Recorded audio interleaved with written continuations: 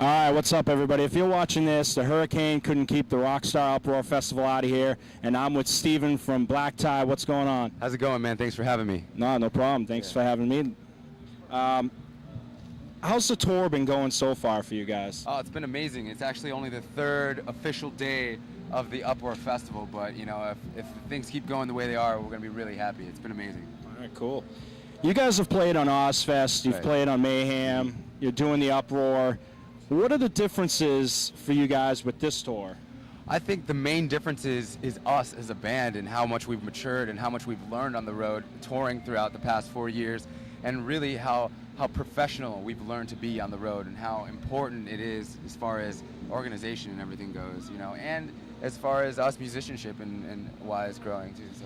Because I hear in that you're also the tour manager for the band. How is dealing with that besides being in the band going? I mean, it's a bunch of, it's definitely, I feel like there's a weight on my shoulders doing different things, and I'm expected to be, you know, up and doing other things, but I don't really look at myself as a tour manager. I mean, as us in a band, we're just a bunch of friends on the road, you know, and I kind of feel like it's my part to kind of organize some things, but you know, we all split up pretty much duties that we've got to do that a real tour manager would actually do. So it's just I'm kind of more like the contact that goes through things. So all right, I don't want to give myself too much credit. Yeah, no kidding.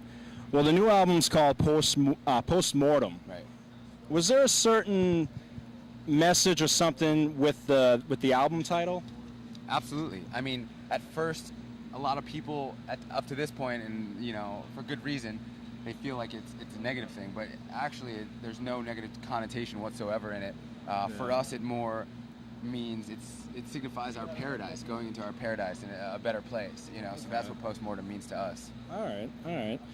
What were some of the influences you guys had when you were going into the studio to record this record? You know, one thing with this record is I feel like we opened up a lot out of the box that we were in, and we listen to everything, you know. We don't limit ourselves with what we like, what we listen to, because we don't want to limit ourselves with what we can create as a band. Yeah, definitely. You know, so that's pretty much where we are. We're just all over the place. Because I've noticed like a lot of like different, influences everywhere. Like you could have like the Iron Maiden influence, the Metallica, and then to like, you know, some of the current bands even on here. I can see some similarities. Absolutely.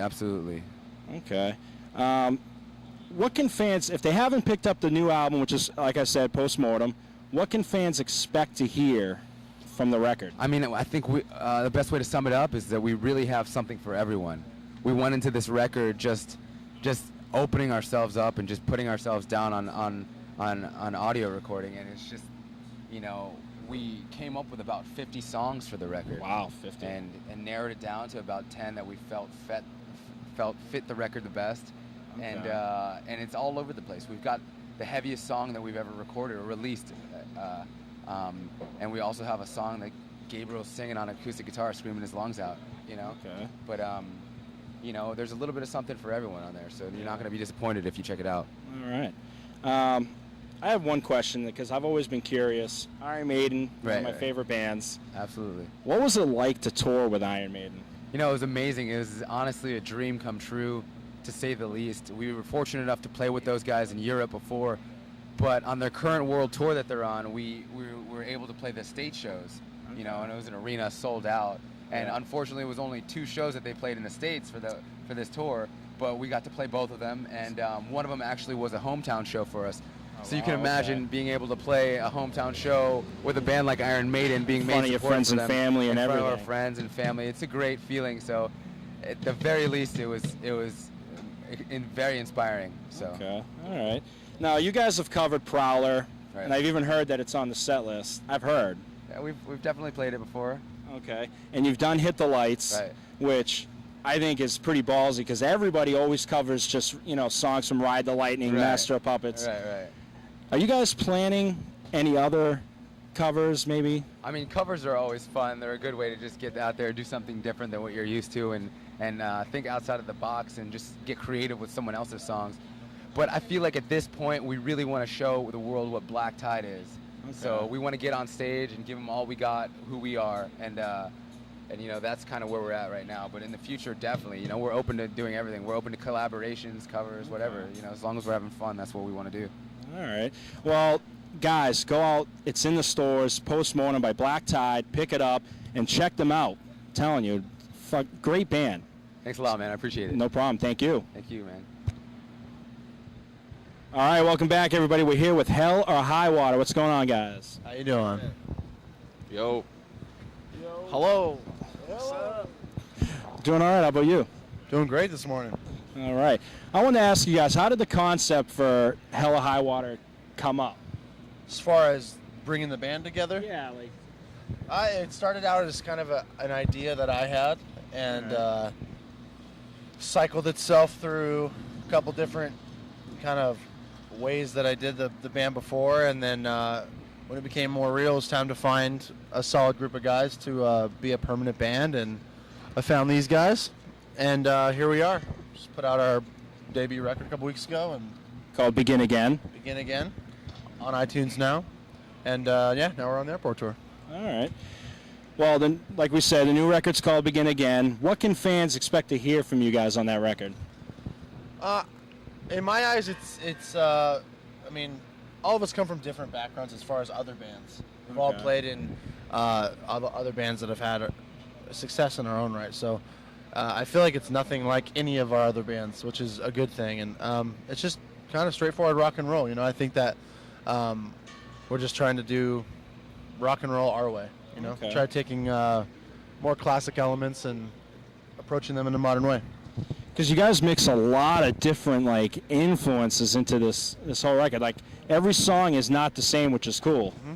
You know. Yeah, I feel like it's kind of important, and it's hard to find the balance in making every song different, but also making it sound like a cohesive album and still the same band, which was challenging, but is I think important. Okay. This is for you, Brandon. Well, maybe they could answer too, because you guys were in other bands as well. What is the difference between recording with this as to recording with your prior bands? I mean, for me, the main part was just obviously 4 new people. Yeah. I think with this situation, the vision of what the band wanted was 100% cohesive, which is rare. I mean, that's not to down talk my other band, but that's a rare thing in general for any band. So that was, for me, that's different. Yeah, it was a lot. It felt a lot smaller and a lot tighter, which made it either, you know, it's kind of a sink or swim situation. It's either, and fortunately with us, it worked and it was cohesive immediately. Well, that's what you want with a band is a cohesive unit. Yeah, and it was a good test, and we recorded right off the bat, you know, with this, so it was a good test and worked out, you know. Okay. And for you, how weird is it for you not to be behind the drum kit this time? Not so much that weird. It was weird like the first. Not so much that weird. Because I always remember you being the singer and the drummer in Atreyu. Yeah, I mean, I tried to always be the most active kind of drummer as I could when I was as much as I could be. So I feel like with this, it's still comfortable. It's just more fun now because I could be in people's faces and a little bit more interactive. All right. Well, guys, check them out. Hell or Highwater. The new album's called Begin Again. Check them out. Check us out.